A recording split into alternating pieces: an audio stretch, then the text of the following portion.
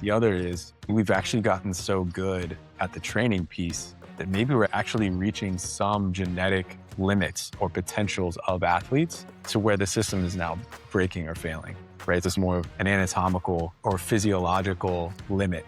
We've maxed these guys out so much that now they just can't do more. We've reached some human limitations here, right? How much force can you generate? How much strength do you have? We do have some ideas around what at least minimal benchmarks people should be able to hit. For example, can you do 25 single leg heel raises from the floor in a row? Do you just have enough endurance to do that? And if you don't, you should probably work on that. That's like the floor. Can you go run and not hurt yourself? It's just like little things like that. How much time do I have to work on these things? What's going to give us the most bang for our buck before you have to try out and you can feel ready and prepared? Once that's over, then how much time do we have till you're going to start your season? I got a couple months to get you feeling good to start your season. And then we're going to talk about what does the in-season program look like. There's a lot of detail here, but it can get really granular and specific based on the person's goals and needs and what seems to come out through our assessment process.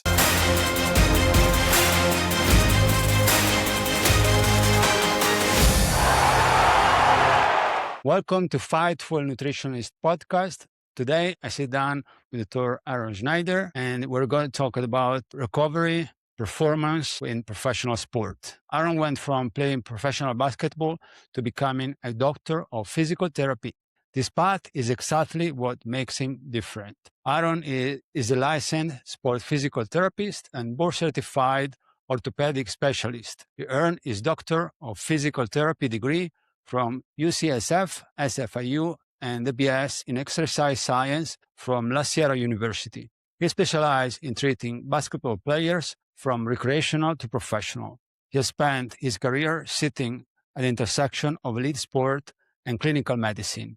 He works as a strength and conditioning coach and a skill trainer treating athletes of all ages. He has built a practice grounded in evidence-based manual therapy and corrective exercise. This is the kind of practice that only comes from personal investment of someone who has competed at a high level himself. Aaron's work has a simple belief: most programs treat symptoms, not root causes. His goal is to make sure every player he works with not only feels better, but understands why and how to stay that way. Aaron, welcome. Thank you. Thanks for having me, Shanti. It's a great pleasure. And we had a lot of similarity. We both play professional sport. We were both trainer. My career actually began as a strength and conditioning coach many years ago before moving to sports dietetics. I think we have a lot in common in different countries. Definitely. I can tell you why I do what I do, but it's about you. Why do you do what you do? You were a professional basketball player, then you moved to strength and conditioning, and now physical therapy. What led you to this long path? I think as an athlete, there's so much that we don't know when it comes to how to train, how to prepare our bodies for sport, even how to recover from that. Because we're always dealing with like aches and pains as you're playing. And it's just something that you play through. And that's the mentality that an athlete has to have in order to have a long career. I think it could be better than that. Knowing what I know now, there's a lot of things that I could teach athletes in order to help them better manage or not even have pain when they're playing. And it doesn't have to be this thing they necessarily have to push through. It's a lot of just like educating athletes and people in how to either prepare better or recover better and not feel just like lost in the dark. Because part of the reason why I stopped playing was because I don't know if I would go as far to say as an injury, but it was definitely something that was limiting me from continuing to play, and it was reducing my performance. It wasn't as fast. I wasn't jumping as high. I couldn't stop as quickly as I used to. And mainly because of pains, I could still play at a high level. And ultimately, I just wasn't able to get past the hump of getting over this thing. And ultimately, I had to seek professional help in order to at least better manage it. To be honest, it's something I still have to manage, even 10-ish years post-playing now. It's something that it continues to pop up in my day-to-day. I think ultimately it's like, how can I bring more or back to sports or back to basketball particularly, which is my sport? How can I give back to those athletes in a positive way on now being on this side? That's the main thing. How you went from strength and conditioning to physical therapy, because they're quite different. Because of my undergrad degree, I majored in kinesiology or exercise science. So I was able to be more of like a personal trainer of sorts. What I've realized as being a personal trainer is that almost every person I was working with had some kind of injury or some kind of pain. And it was just like a lot of times it was limiting what we could do in our personal training sessions. And I didn't have enough tools to even to help those people at that time. It was kind of an easy jump into let me learn how to do the injury side of things so that I can help people in that way. And as it came more formally strength and conditioning, I did more continuing education on what does formal strength and conditioning look like, particularly on our side in the States, we have this certification, the CSCS, your certified strength and conditioning specialist. In order to do that, you have to pass a certain test. You have to have certain knowledge to be able to be certified as a strength coach. That specialty didn't come until after getting my PT degree, but it does stem from personal training background in the beginning that led to physical therapy as well. But even now, I take a lot of those exercise principles in strength and conditioning and apply it to patient care if someone does have an injury. And it's even more important when we're bridging the gap between the clinic or rehab and back to the court or the field, right? Now you need that strength and conditioning, like eye and ability to program exercise, whether it's strength, power, or mobility, to get them back to the court so that they feel ready and prepared for their sport. Do you think being a competitive athlete before physical therapists help you to understand not only the language, but what an athlete go through? Totally. I think it speaks volumes when it comes to what we call therapeutic alliance, meaning how can I connect best and even motivate this person in front of me. The more I can speak the language, the more I can understand what they're going through, or even the mentality behind, I got to get back as soon as I can, stems a lot or helps a lot in just helping that person build trust with me, knowing that I have their best interests and the understanding the urgency that they have in getting back to their sport. Sometimes in knowing that, I have to relay to them and say, hey, I know what you're going through, and this is where the future lies for you if we don't address X, Y, and Z. I think it also helps just get a little bit more buy-in into what we're doing, because a lot of times if that person doesn't trust what we're doing, then they're just going to be like, whatever, I don't need this. They don't necessarily want what's best for me because they're just holding me back. Professional sport is evolved a lot. Nowadays, professional athletes have an entourage of people around them. Despite that, the injuries went up, especially in basketball. Soft tissue injury went up quite a lot. How do you explain that? What do you think? I think there's a couple different schools of thought here that maybe all can contribute equally in some capacity. But there's a lot of discussion around early sports specialization as a kid, right? A lot of these kids only play one sport because they want to get so specialized and so good on a skill level that they don't dabble in other sports that might get this cross training effect that actually builds this resilience that the body needs. Then they end up playing year round, right? There's no breaks, especially now where youth sports, it's just a ton of overuse that I think just compounds over time as they get into professional sports. That's one school of thought. The other is we've actually gotten so good at the training piece that maybe we're actually reaching some genetic limits or potentials of athletes to where the system is now breaking or failing, right? It's more of an anatomical or physiological limit. We've maxed these guys out so much that now that they just can't do more. We've reached some human limitations here, right? Then the other side of it is a lot of the conversation's been around like, especially in the NBA, like Achilles injuries. I'm not on the NBA side, but I've been to some NBA Summer League like conferences that talk about these things a little bit. And I've listened to strength and conditioning coaches that talk about their programming throughout the year. Maybe it's a programming thing in the sense that as a team gets to the playoffs or towards the end of the season, they actually decrease how much they're doing in order to try and keep guys fresh and ready because they're going to be playing a lot of games. It might be more back to back, less rest times and things like that. I'm wondering if there's some type of deloading thing happening that makes someone more susceptible to an injury at that time. Or you could take the flip side of maybe they've somehow overtrained over the course of the season. Maybe the Olympics were that year. There's a lot of conversation around guys that go and play in the Olympics and then that's quick turnaround back into the season. So it's like, oh, did I not get enough rest time? And then now it's just compounding over the season and bleeding into the playoffs and that we're getting these injuries. And then there's even context around like, oh, well, a guy maybe he didn't show up to training camp. So he didn't get that initial block of training to prepare his body as he comes into the season. Then it takes maybe that guy gets an injury earlier in the season than someone might get later in the season because he missed that preparatory phase, right? The other context is like, what are these guys doing when they're not around the team? There's a lot of context like LeBron's probably like the more of the exception of someone that really invests in his body and training and spends a lot of his off time or off season time still preparing for the next season versus some of these guys, they don't do anything.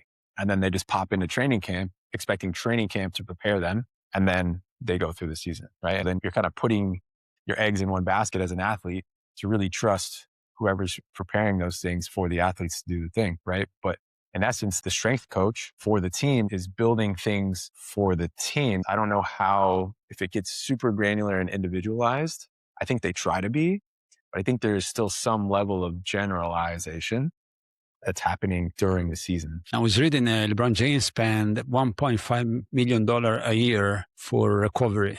When you see all these elite athletes of different sports, Djokovic, Cristiano Ronaldo, LeBron, they really invest a lot in themselves. While others, when it's off season, they get overweight, they go overboard with their nutrition, they don't prepare for the season, and that increases the risk of injury, of course. I can tell you, for example, in soccer, when I grew up in Italy, every kid plays soccer. Everywhere there was someone playing soccer. We really learned how to kick a ball before walking. It's not like that anymore. It's become too serious. The coaches, they don't spend time growing the player, the potential, and they focus on winning only. Here in the US, I know some kids and teenagers, they don't have fun. It's too serious too soon. They're overworked for what I've seen. Totally. And if we talk about youth sports, like from what I see in the clinic too, it looks like a lot of kids are overworked with practices and games, but they're not getting the other stuff, right? They're not getting the actual like heavy weight, load, strength building things that I think can prepare their body even more, right? It almost worries me to some extent when I get kids in the clinic with injuries and I'm just like, how were you playing your sport at all? You're so weak and I don't know how this didn't happen sooner, right? How did we get here? And the answer to that, I think, is because we don't have some either like societal implementation or there's not enough education to parents around just preparing someone's body for sport. A lot of parents just jump into sports just thinking their kid can handle it. So they go from couch to sport and they just expect the sport to condition them. Maybe for the majority of kids that does work, but for the ones that it doesn't, like what was your kid doing before you decided to pull them off the couch and put them into soccer? Because maybe in Italy, kids were just running around playing soccer, right? So there was that. But maybe they were also doing other things, especially with this whole sedentary life we have now. Kids don't just go outside and play anymore. They don't go to the park. They're not riding around the streets on their bike, mobbing around. They're inside playing video games or they're so inundated with school, they're doing homework all day. It's like, what are we doing to prepare them and give them the ability to be successful? I don't think we do a really good job of that here in this country. Is it true also that here you have less opportunity to go around and play? It's different. When I'm here, I have to force myself to do 10,000 steps. When I'm in Italy, I do 40,000 easy. Because you're in the car, right? Versus in Italy, you just walk to things, right? Smaller cities, like things are more accessible via walking or public transportation. Big cities like Rome and Milan, which have millions of people, you walk a lot. That's how cities are built for walking. Then, of course, you drive, but there is a lot of walking everywhere. Let me ask you instead, do you think an athlete should come to see you only when he's injured, or do you actually do prevention? And how is it important? On my side of things, I do try to market and promote injury screens and prevention work. I think talking about those youth sports or the youth athletes that aren't prepared for sport, I think that can stem through at any point along the trajectory of someone playing sport, right? Is there something that we actually know in the literature that is helpful, that is identifying a problem that can lead to, or at least maybe increase the potential risk of someone getting hurt? For example, this is not a great metric, but one tool we have is the Y balance test, if you've heard of this. It's basically a single leg squat. There's some literature to support how far or how deep you can get into the single leg squat can be indicative of if you're at risk of an injury or not when you're comparing sides between limbs and then also comparing themselves to the normative data that we have for certain athletes at certain levels, whether that's college or high school, professional. right? There's certain things we can identify and maybe suggest that someone do to mitigate risk of injury. At the end of the day, being strong and being in some level of strength programming is going to prevent a lot of injuries, even though that's kind of non-specific, right? Do you have the requisite strength to do said sport? That's what an injury screen is really. Like a preventative screen is just looking at where are you at? How much force can you generate? How much strength do you have? We do have some ideas around what at least minimal benchmarks people should be able to hit. For example, can you do 25 single leg heel raises from the floor in a row? Do you just have enough endurance to do that? And if you don't, you should probably work on that. That's like the floor. Can you go run and not hurt yourself? It's just like little things like that that I think can be very valuable. When athletes come to see you, is mostly because they're injured, or they also work with you for prevention? And what do you recommend, and what do you do for prevention with them? I would say most people are seeking my help because of the hat I wear as a physical therapist. I tend to see them people on the back end of an injury. I don't see people too much on the preventative side, but where prevention comes in, at least with the people that I see primarily, is can we prevent you from having this injury again, the subsequent injury? Because the number one predisposing risk factor for an injury is a prior injury.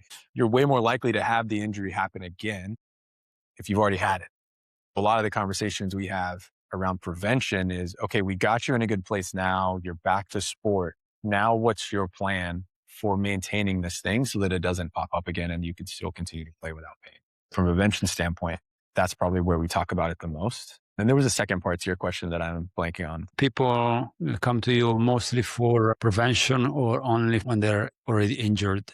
And what do you recommend for prevention? For prevention, if I'm catching someone before an injury, right, I'm going to be looking at a lot of the big three strength things like deadlift, squat, single leg force, jump power, looking at like force plate data if we have access to that. That can help us just understand what's the bare minimum that we think you need in order to be successful and not get hurt playing the sport. There's value in that, which we kind of touched on. But coming into like, how do we continue the prevention part post injury? That really is, okay, these were the primary exercises that we've been working on. We want to at least maintain these through your season. We want to be hitting these at least 2 to 3 times a week if they're heavy lifts. Can we lift heavy 2 to 3 times for whatever impairment is still maybe going on? For example, if it's like, let's just say it's an ACL.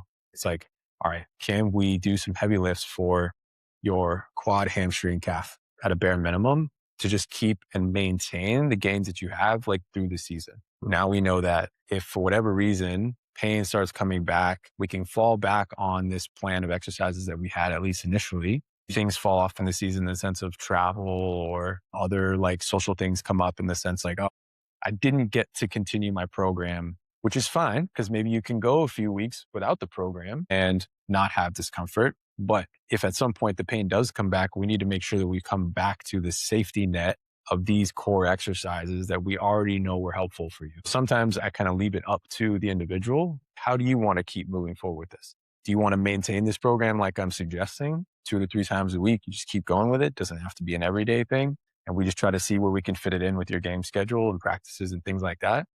Try to keep it really concise and simple so that it's not a huge time suck, nor does it make you super sore and tired that you can't continue to play at a high level. But those tend to be the prevention strategies that I implement either pre or post injury. I see many athletes, they have in their entourage a sport dietitian, a strength and conditioning coach, etc. Which is the role of physiotherapist in the life of a professional athlete? That's changing. If you would ask 10 years ago, there probably would only be a role once an injury occurs. Now that person is brought into the fold.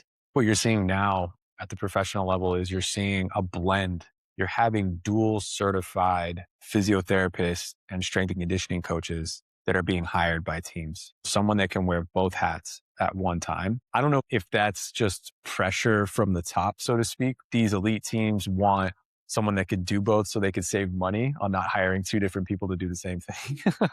There's a financial piece there, right? Or is it really just having the dual skill set is super valuable in making sure that someone can maintain their peak performance and recover if they're starting to have signs of an injury. Maybe we can catch it sooner because that person can wear both hats. Physiotherapists can be involved early on because we could see and put our lenses on and see, well, this is starting to look like patellar tendinopathy. Starting to get a little bit of pain there. It's just kind of achy and tight at different times. Let's try and do some of these things, whether it's manual therapy or exercise, to see if we can get that to feel better.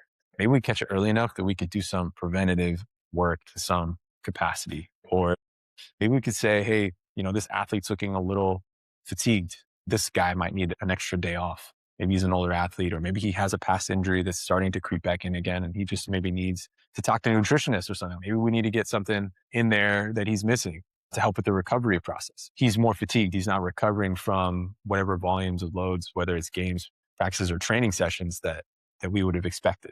Is there something on that end that can be super helpful? You're starting to see a blend of it now more than you did in the past. And I think, at least from when I see job applications for MBA, they want someone that does both. Years ago, I worked in a facility where professional athletes from different sports, football, NBA, came in off season. When they were there, they were going to see a physiotherapist. They work with them with muscle imbalance, things like that. They did the test for power and etc. Then there was a strength and conditioning coach, and then there was me, and we all talk to each other. It shouldn't be a professional level more like this. Instead, a person wears many hats. Even a sport dietitian, they don't have enough. Players don't sit down and spend time and have nothing really personalized. Shouldn't be more like that. And do you think the limit is just the money or the culture? Money and culture might go together to some extent. I primarily wear a PT hat. I would always defer to a seasoned strength and conditioning coach when it comes to the best plan for building a program for performance. Absolutely. Just like I would hope that they would defer to me when it comes to some injury related thing.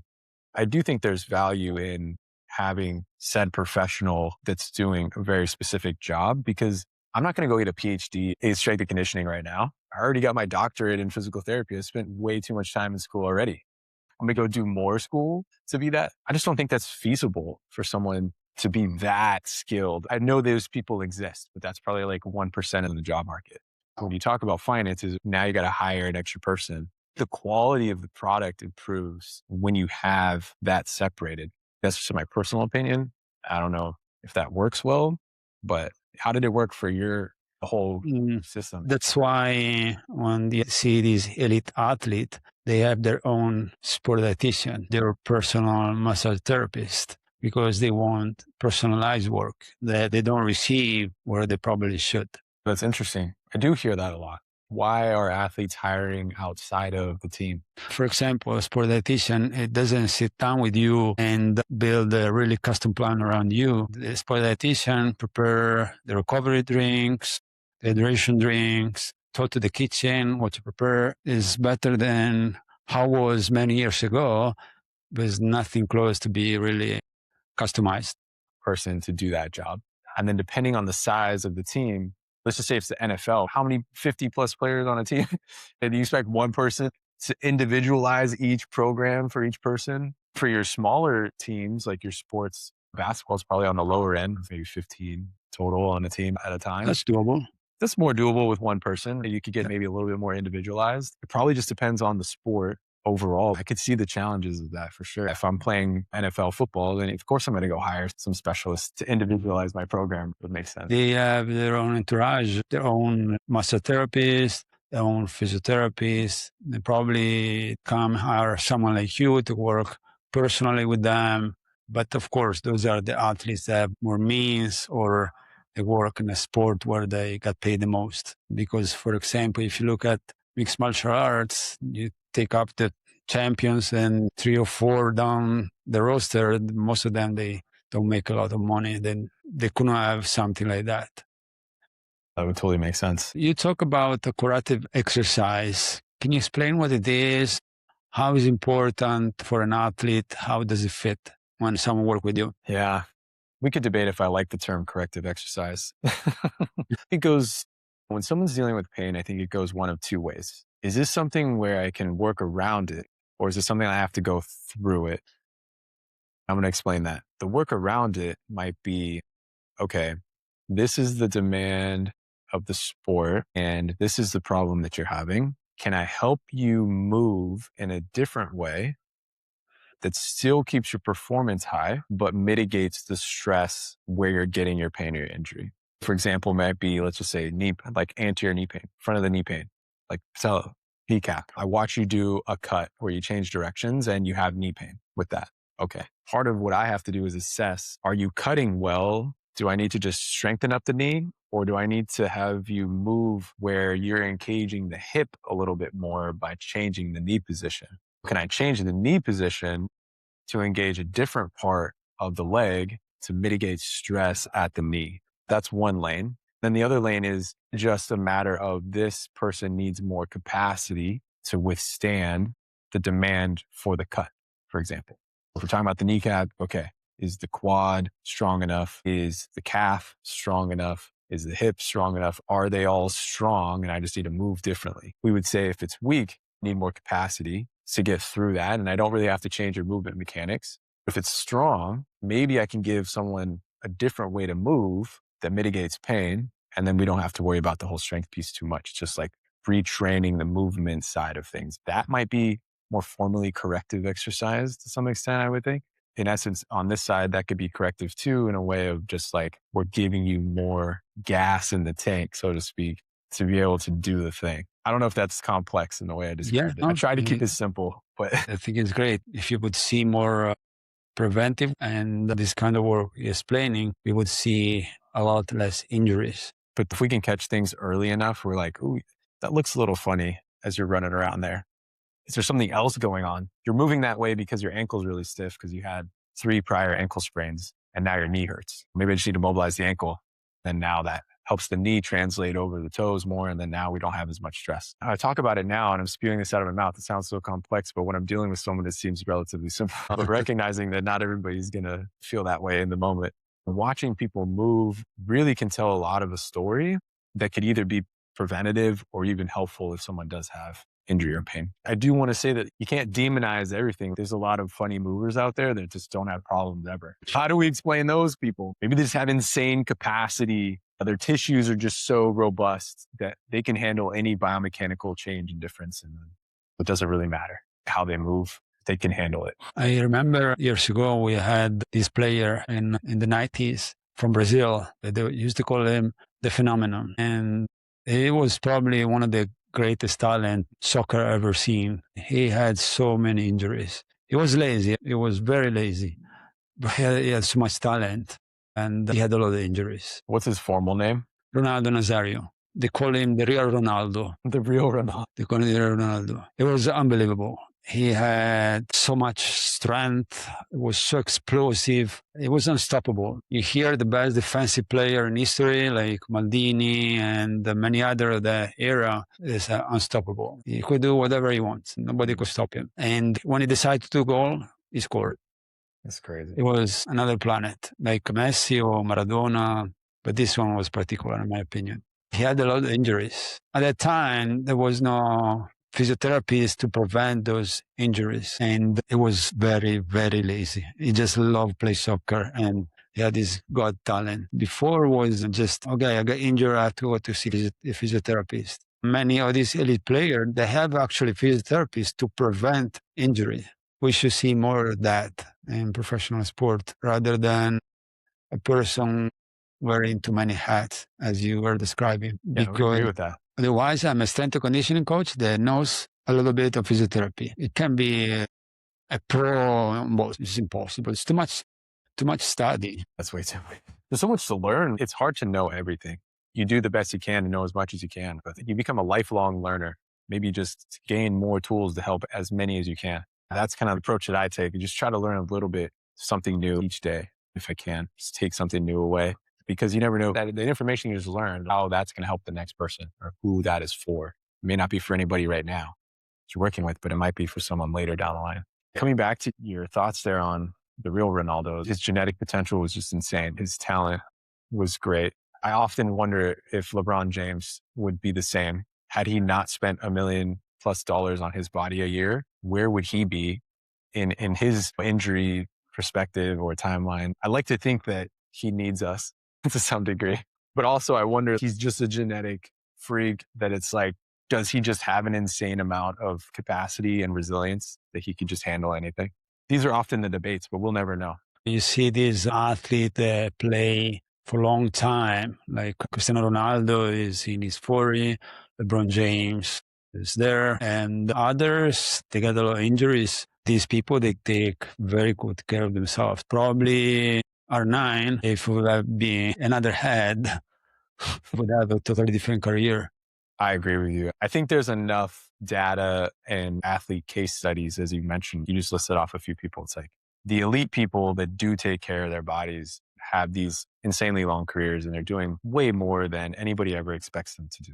I think we should really hold on to that and try to apply that to as many people as we can and educate as many people as we can to just say, hey, look at these people. They are exceptional talents, but look at the underlying thing that connects them, right? And what is helping their longevity. All of these guys that have these long careers that are phenomenal athletes just seem to also do all the things that they need to, and they invest in their body to continue to be these phenomenal athletes, right?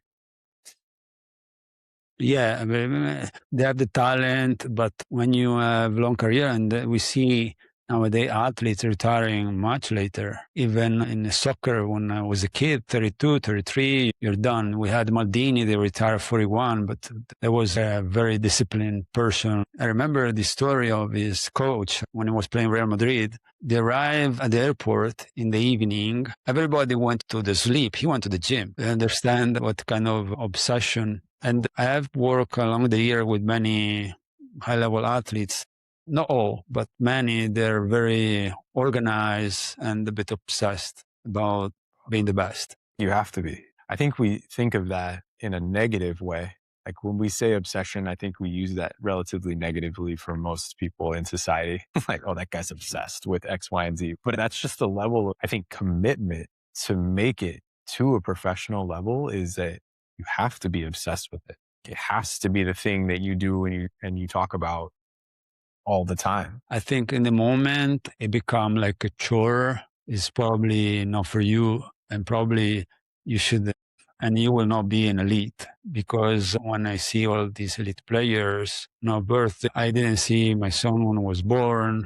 I miss holidays, and they dedicate 24/7 their life to their craft. And probably at that level, it's okay. That's what you like to do. That's what you want to do. Some people don't have that. They are great, good athletes, but no elite. Shoot, you may not even make it to D1 college. You know what I mean? At this stage, I think you have to be obsessed to even make it to that level. You have to have the genetic, you have to have some genetic gifts. You have to have the height, you have to have the body. Those are kind of prerequisites. Like you somewhat have to have those things. And then the ones that are obsessed and have the mindset and the motivation to prepare themselves and do the thing and just continue, those are the ones that really become elite. It's like, if you look at the NBA draft combines, there's certain minimums that people have to meet physically, and then you have to be skilled. On top of that, it's this mix of like, how do we maximize our genetic potential to even meet the minimum? Then how do I continue to build off of that to prevent me from getting an injury or to sustain that level of performance to maintain my genetic potential or be close to my genetic potential? That's tough. It's tough. If you look at the professional sport, say 20 years ago, and you look at now, they don't look the same at all physically. For example, look at tennis. I don't know if you remember McEnroe, it was super skinny. Mhm. Now, tennis player, they're not giant, but they're well built. Look at Serena. She's scary, bro. Like, she's scary. That's true.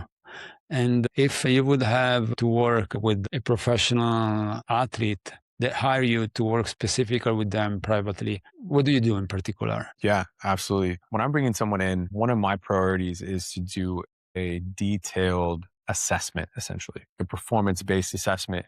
It depends. Do they already have an injury? What's the injury history? We would have already talked about these things, like just understanding where they are, what are our goals. And from there, we perform a detailed physical assessment. which again, depending on what happened earlier, will dictate what I do as an assessment. Particularly, I can paint the example of someone I am working with now, but we just recently did an assessment. They have a prior ACL injury, I think they said 1 or 2 years ago, but they're back to sport. They're playing, no relative problems in the sense of their performance, so to speak.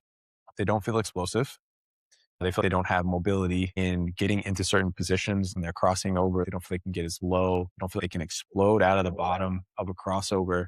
And then they do have aches and pains the next day after playing. But when they're playing, they don't relatively feel it other than feeling a little slow. My assessment for this person was, let's look at your mobility. So I took them through various positions of squatting, single leg squats, looking at hip mobility, ankle mobility, knee mobility, even considering the ACL. And then from there, we looked at strength and power. Single leg squat, how low can we get? We didn't get that low. Why? Okay, maybe the ankle's stiff, but relatively strong within the range that you're able to get through.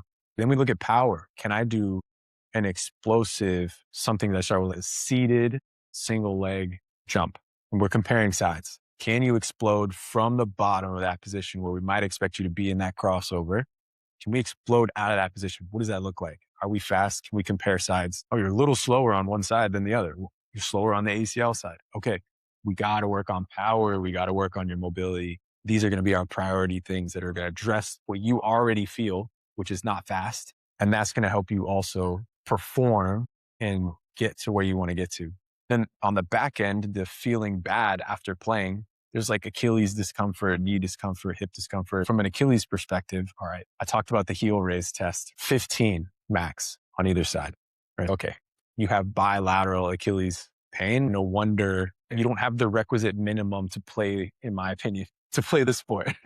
It's like, we got to at least hit that. That was part of what I drove home. Is like, you got to at least hit 25 before we can even talk about doing something else. What I mean by that is doing some type of pogo hops, doing some type of jump training. I got to have a requisite base built in order to build off that foundation to be fast and explosive. So I think I'm getting long-winded around how I would do this, but like, this is a very detailed approach, right? And then once we identify the root problem, then we build the program. And this might look more like a strength and conditioning program, right? So sets, reps that are tailored toward strength or hypertrophy in this first block, this first phase of the 3 to 4 weeks. Once we get through those 3 or 4 weeks now, we reassess how are those baseline metrics coming out for us. We're seeing improvements. You're feeling better. Okay. Now let's get to the speed and performance, or the speed and like jumping part, power part. Okay. That'll be our next phase and block. All these phases and timelines are built around, okay, what's our window?